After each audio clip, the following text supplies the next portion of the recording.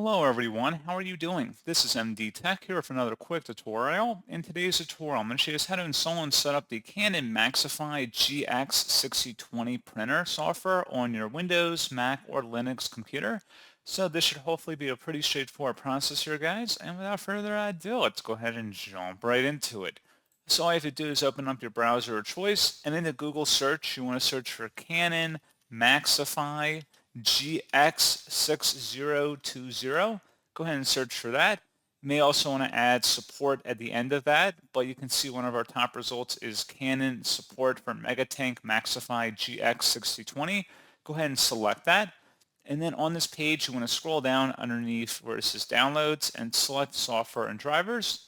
Select the correct operating system version. So if it's a Linux, Windows, or Mac, it usually should be able to auto detect that stuff, but if it doesn't, just select the correct options here that pertain to you. And then you would scroll down under the next section here and select the option that says the driver setup package.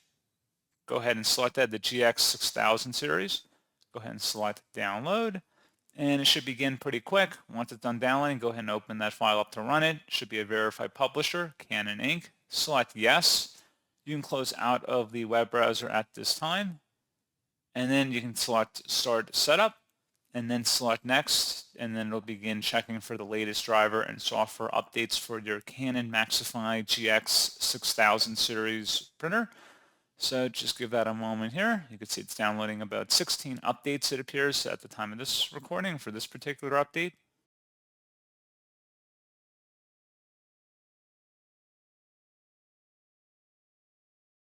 And then you will have to accept the license agreement, and then you can accept the terms for other Canon-related products, or you can select Do Not Agree. If you're using cloud stuff, you probably need to agree to that second option. If you're really not doing anything over the cloud, it doesn't really usually matter for those particular prompts, but you're welcome to read through that on your own leisure.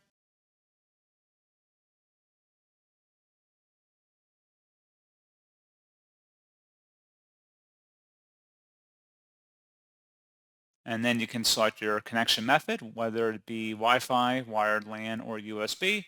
And then you would select next and then follow through with the on-screen directions, and that's pretty much all you would have to do.